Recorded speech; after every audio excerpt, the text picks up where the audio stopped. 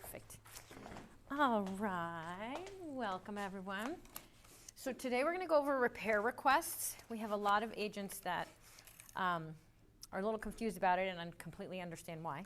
So we get the whole process, and then when we get to repairs, we're like, oh no, what do we ask for? What should we? What shouldn't we ask for? So you'll have two packets here. This one just talks about how the process goes. So you get your offer accepted, and then you open escrow. And in that, right when you open escrow, you have your due diligence period, usually about 10 days or so, 7, 10, 12 is what the norm is, right? And what happens is your offer gets accepted, say, on the 21st.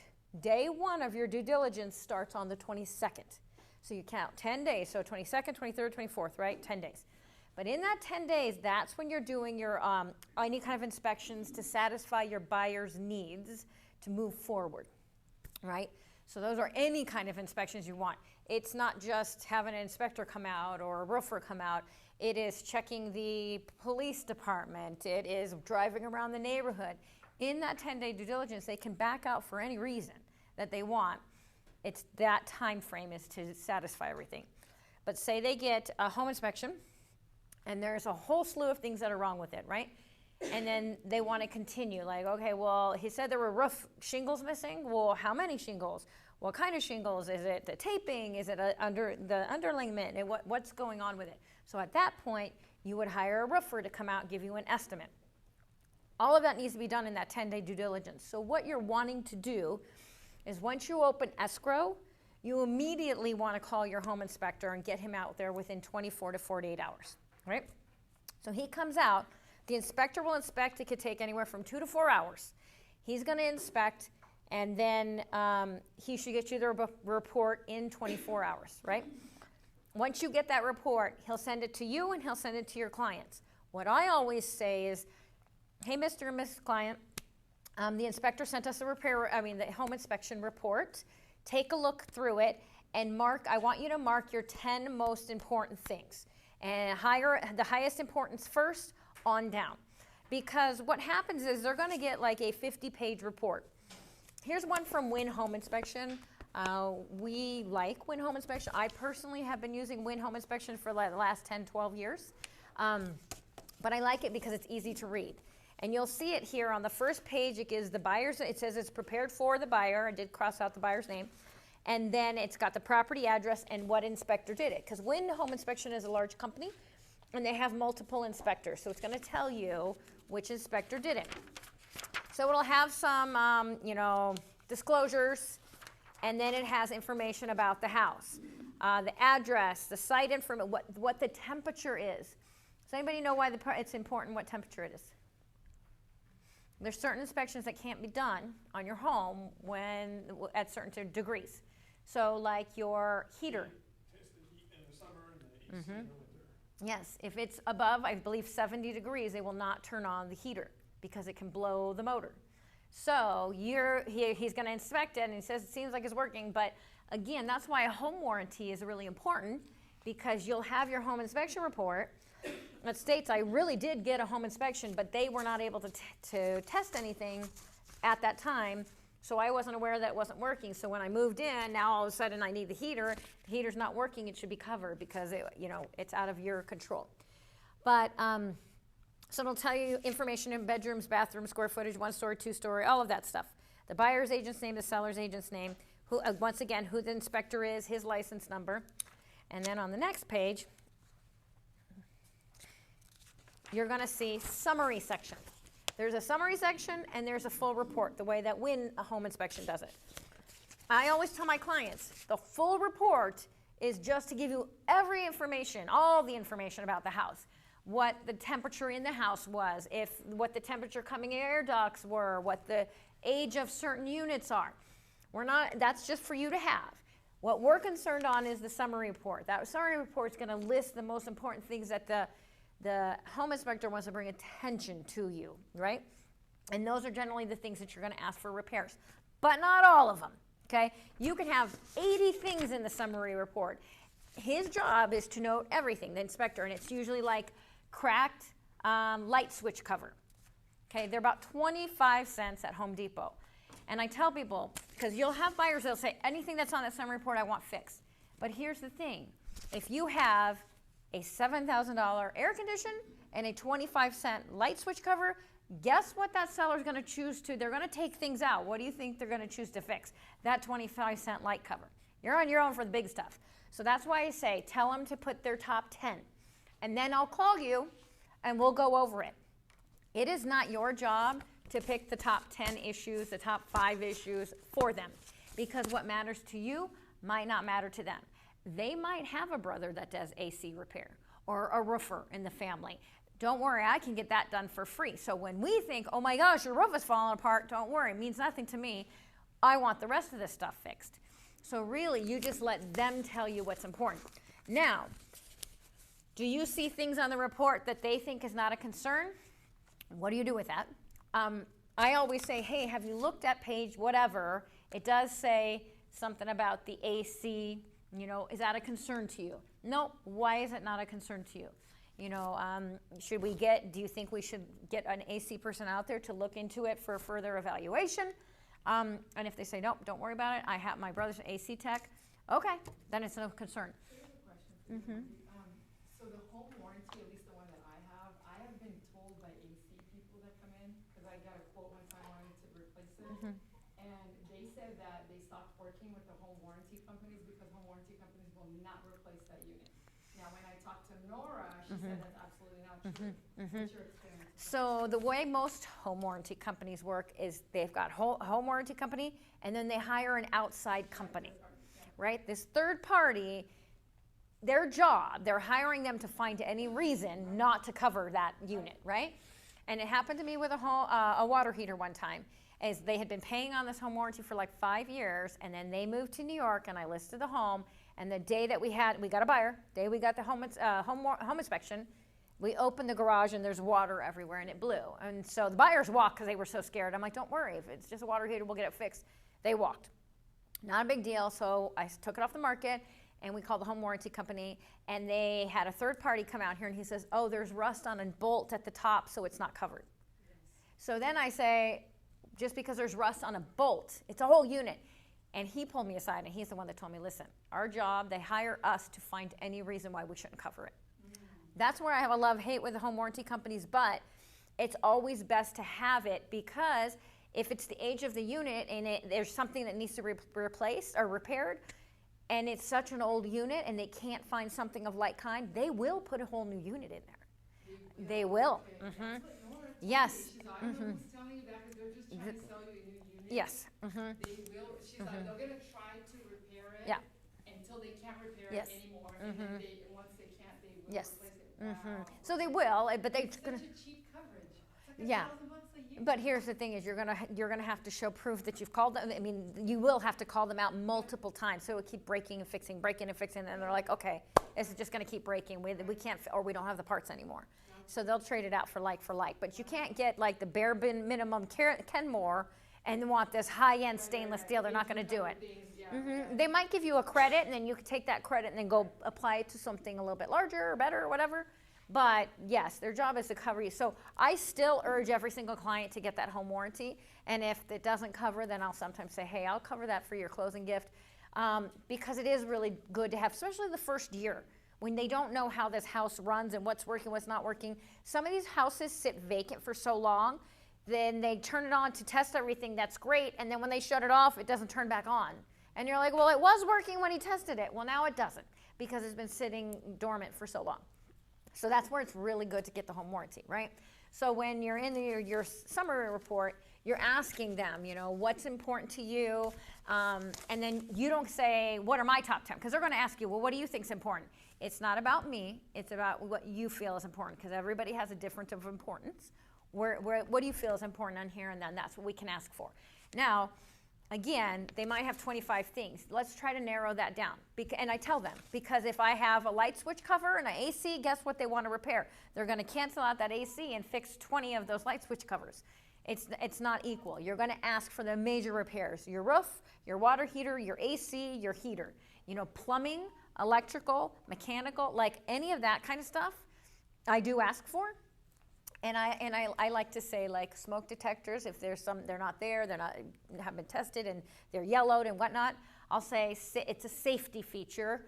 Could this be repaired? Will you consider repairing this?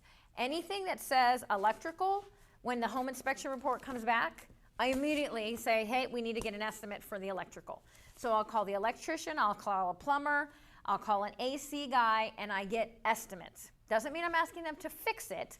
I just want an estimate of what that repair can be, because I'll ask them to fix it, and if they say no, that's when I come back to my buyer and say, they aren't going to fix it. It's going to cost you an additional $7,000 for a brand new unit. Do you want to move forward with this transaction because you know that this unit is not working and it's going to be a $7,000 repair right up front? I mean, those big ticket items are enough for people to walk away. But I put it on my repair request first, so I get the home warranty, we go through it, and we make a list. And then that's when you say, okay, what's important to you? Okay, it does have mechanical or electrical and plumbing on there and an AC guy. Let me call all three, get the estimates. So if you look in this package, I think it's like the second or third, hold on. There is a copy of an estimate in there. It's right after repair request number 1. You're going to see this one was Arroyo Construction. Okay, and it says repair 2 areas of stucco and including paint, and then color match the paint. Apparently the outside of the house had some issues, so they wanted that repaired. Plumbing, secure the existing kitchen faucet, repair the leak in the drain under the kitchen sink, remove and install new toilet fill valve, the miscellaneous stuff, a smoke detector, exterior window screens, garage door hinges. Now, this is one contractor that will do all of this, but this is a buyer choosing that, okay? So I say to the buyer, let's call a reputable electrician. Then let's call a reputable plumber, okay? You want the professional upgrades. You don't want a handyman giving you upgrades. You want the worst case scenario, because if the handyman tells you I could do that for $2,000, and then the electrician comes over and he says that's a minimum of $5,000, well, guess what? You take the $2,000 and you go move forward, you close on the deal, and then the handyman says, oh, I can't do that. Now you're stuck calling the electrician, and you can't afford that bill now. You want to make sure you get what's covered. So even if you turn in the bill for the electrician for $5,000, and then once you close decide you're going to do it on your own with the handyman, that's up to you, and you save some money. But worst case scenario. So these people, instead of calling each individual company, they called one, it's Arroyo Construction LLC. So it's actually a contractor, right? And he says, I can do all of this. So then they gave them an estimate of $2,100, but they priced it out. They said what they're going to do for the stucco is $150, for electrical is $80, for plumbing it's $260. You need something itemized like that, because what you're going to do is once you get all of your estimates, you're going to then write repair request number 1. Okay, so that brings us to number 2 on this one. You're going to write the repair request number 1. Looks like this. You're going to put repair request number 1 at the top. You're going to fill out the whole address. Okay, well, first it says in reference to the residential purchase agreement dated, and that date is on the RPA on the top right. It's the date you wrote the offer. Okay? That's the date you put in there, not the date that it was accepted. It's the date you write the offer. And you put the full address, the name of the buyers, the name of the sellers. Now, read this carefully. Number 1, buyer accepts, and it says, buyer has reviewed and approves the home inspection report and removes the home inspection contingency. So it's right after the home inspection report. The one with all the pictures right at the front, it's the first one after that. Yep. Okay. So you can click number 1 there, but that means you're like, I'm not asking for anything, I reviewed everything, and I'm moving on, right? But if you mark number 2, it says repairs to be made by seller. I'm going to read this paragraph to you guys because it's super important. Seller and buyer agree that seller will be responsible for the completion of the repairs by close of escrow, unless otherwise agreed into in writing. Seller shall, through licensed professionals, complete the repairs to comply with applicable law, including governmental permits, inspections, whatever. That means whatever repairs you ask for here, the seller must do by a licensed professional, contractor, electrician, plumber, not a handyman, not by themselves, not by their neighbor, because they'll do that. That's fine, I'll get all my neighbor to fix all of these. He's a handyman. No, because what's going to happen, I mean, you know what though? Sometimes your buyer's like, that's fine, I don't care. But you're going to strongly urge them to make sure that it's done by a licensed professional, because anybody thinks they can do it and fix it themselves. The next thing you got a water leak and mold and all that stuff. We don't want that. We want it by a licensed professional, right? So you're going to list all the things that are wrong. And as you can see, this agent listed, I can't even tell you how many things. 1, 2, 3, 4, 5, 6, 7, 8, 9, 10, 11, 12, 13, 14, 15, 16, 17, 18, 19, 20, 22. 22 things. Now, it seems excessive. I don't recommend doing that. Find the most important things. But if you look at the things she asked for, it's actually not outrageous. So smoke detectors are missing. So that's a safety hazard. And I always put, and this is the way you're going to write it, guys. It's reference to your home inspection report. Page 5, number 2, smoke detectors missing. Okay, and then I always put safety hazard. Whenever it's a safety condition, because whenever you say safety and somebody refuses to fix it and something happens later on, now everybody's involved in that, right? So, and smoke detectors, you can get a set of 3 or 4 for like $50, $60. So as a seller, I'm like, hey, we'll get them. You don't necessarily have to pay anybody to put them up. They can just take them down when they move in. We'll just put brand new ones on the counter if you want to do that, if you don't want to pay for the install. But if you have a contractor coming over, let's see how much he charges for that. But then she asked, window latches. The windows were not locking. That's a problem. That's safety, right? People can get into your home. Exterior structure, siding condition, damage in the stucco at various locations. People will hang flagpoles, they'll run their car into it, and then sometimes they'll fix it, but now there's a hole, or it's gray as opposed to the color of the house, and you got patches all over the place. I get that.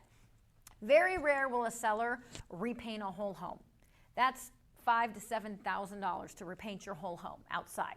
But they can definitely find some paint that's matchable. You know, you can get the code from the HOA usually, and then you go down to wherever they recommend you get that paint, and you just get a gallon, and then after it's patched, you can, get somebody to come out and patch it, and then you can paint over it if you want to do that to make it look nice. But the fascia boards and trim, that's right underneath the roof, that wood piece that goes all the way around. Kind of important, really important if you're getting a VA loan, because they won't close on that if the fascia boards, the paint is peeling off. I don't know that this one was a VA loan, but that was something that did bother them. They said, you know what, maybe I don't want to get the whole house painted, but that looks terrible. Okay, maybe that's a concern to their buyer. Window screens, says they were missing. And then we've got page 9, number 13, outlets, switches, junction boxes, miscellaneous electrical issues need evaluation.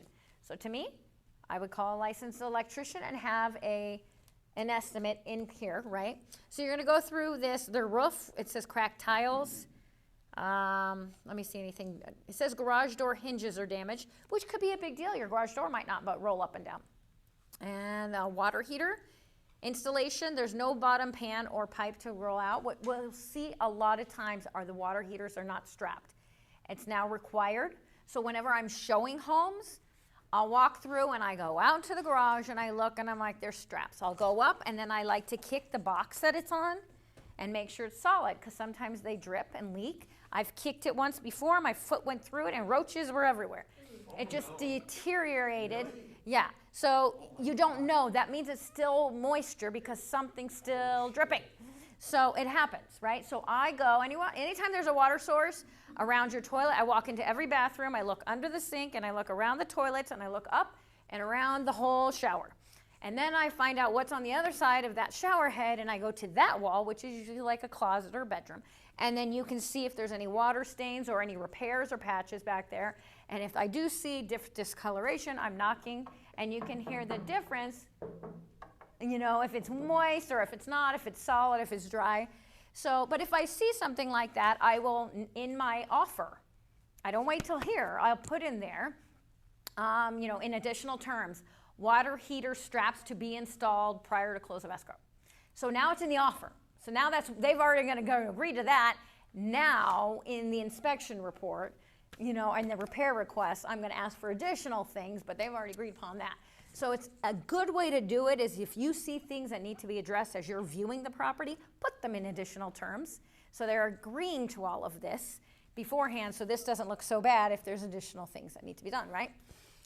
So then you're going to write down everything that you want, have your buyer sign it and date it on the top part. You leave the bottom open because that's how the seller is going to respond, right?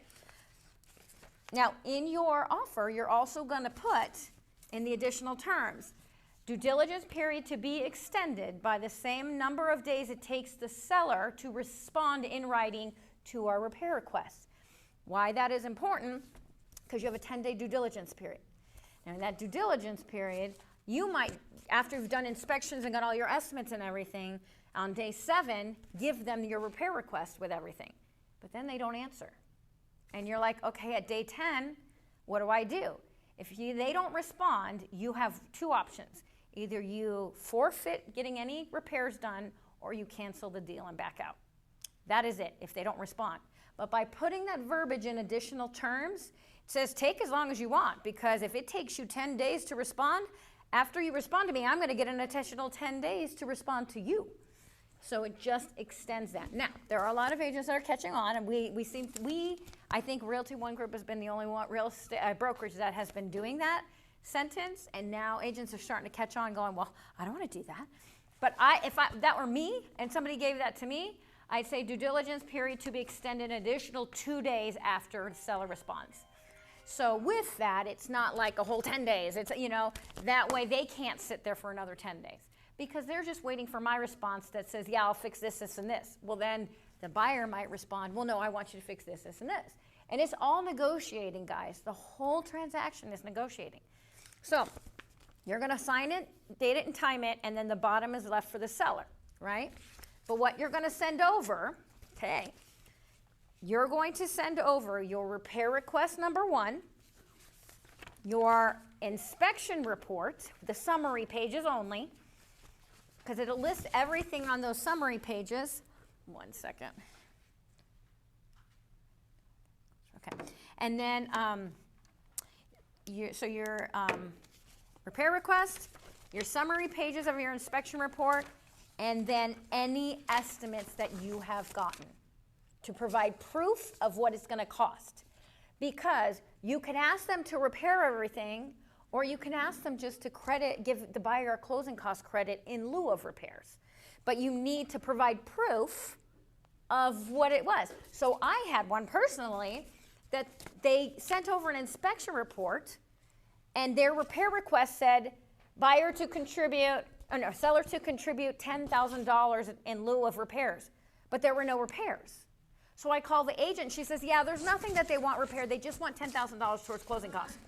I said, why would we do that? Because it had fallen out 3 times. And each time, no part of the seller, or no fault of the seller, but every time we would get an inspection report, my seller would fix it. Then we get a second report, and then they would fix that. Then the third guy, there was nothing left to fix, so he's like, we just want $10,000.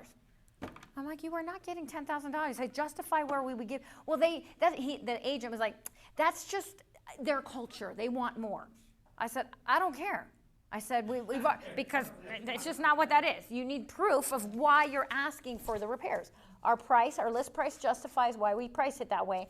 And now you want us to take $10,000 just to pay for your closing. Not going to happen, right? So with that, you send your repair request and the estimates of what you've asked for. Now, not everything's going to have an estimate. Like smoke detectors. You don't need an estimate for that. But what you can do is you're making a list of the smoke detectors, $50. The light switches, we need 6 of those at 25 cents, and then you put that in there. And then ceiling fan. Maybe the ceiling fan doesn't turn on. The comparable one, $100 at Home Depot. And guys, I'm just Googling. And I'll go to HomeDepot.com and I'm like, yeah, that kind of looks similar. Okay, yeah, it's about $100. If it's a $100 fan, I'm not going to ask for a $500 fan in return.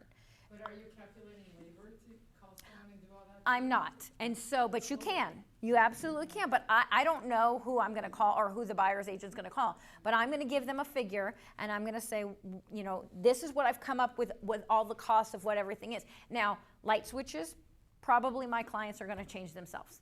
If I can get them a credit, cool. But I'll say, and then I've done it myself where I'm like, you wanted light switches, plug switches, this, that, whatever, and there it is all over the counter. We're not paying to put it in there, but we will get you all brand new that matches. There you go. I've done door handles. I've done, we're just not installing it. I don't like to do that, but it's usually because it's an elderly client that they've already moved, and I'm like, hey, you just want them, and I can repair myself, because I'll call the agent.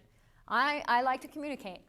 We can get you everything, and I can have it there free at close of escrow, but listen, my client is this age, and they're just not, they don't have the extra funds.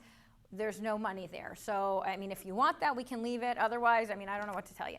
And then they're like, no, we'll put it all in there if you can just get all the stuff. Okay, great. Just communicate with that other agent to see what but then there's sometimes they're sticklers. You're not getting anything. Okay, but the house, nope, not getting anything. We had one last week that had mold, and they were refusing to remediate that, but they're going to give $5,000 in repairs for something else. I said, great, but it's $7,000 in repairs that you asked for on your repair request. It was plumbing and electrical, totaled $7,000, and we never even got the estimate for the mold yet. Well, she accidentally sent over the repair request for the plumbing electrical and calls him and says, I'll get the mold stuff later. Well, he responds back right away and says, hey, good news, we're going to give your client $5,000 to closing costs. The rest of the house is as is. Here's the addendum. And he sends it all over, and she's like, what do I do? I said, you don't sign it. Because first of all, you should have never sent over a half-completed repair request. You get one time to do your repair request. If you keep adding stuff, guess what? Things are going to change. So you wait till you have all the information, and if you don't have the information, you call them up and say, listen, I still have an inspector coming out or an electrical guy coming out for this, this, and this. I need to extend due diligence 2 more days because I can't get him out here until then. And generally they will, and if they don't, then go running because they know they don't want you to, right? But for that point, I would say get an extension. Well, she didn't. She didn't even call anybody yet. She just said, I'm going to send that over. I'll deal with this later. Well, he was hoping she would just take the $5,000 and call it good. And she's like, what do I do? I said, no, you tell him no. We got the mold guy out there, and he says, absolutely, there's mold in 3 spots. So she goes, well, then her client. I said, we need to get a remediation specialist over there to let us know what that's going to cost to fix and where he's fixing it and what he's fixing. And all this time that you're getting people out there to give you estimates, you're paying their fee, right? To get those estimates. Some of them will have fees, but it's the buyer's obligation to cover themselves to make sure that they satisfied everything, their needs. So that was my next thing is the buyer herself said, I don't want to pay for a remediation specialist because guess what? It's their job to remediate it. I said, I get that, but you know what? If they say, we want you to remediate that spot, and they do, but guess what? It was in 3 other spots.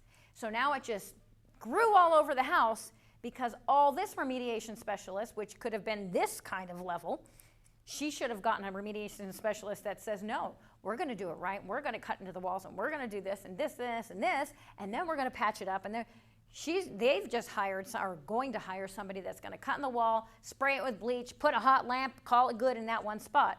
Doesn't mean it's stopping anything else. And so I would say, just get the remediation specialist to give us an estimate. And then I supply that estimate and say, this is what I want fixed. And this is going to cost this. That's why I do that. And she said, not going to do it. Not going to do it. So she's emailing me. She's emailing the agent. And I'm like, okay, that's another thing, guys. Do not give your clients mine or Tim's information.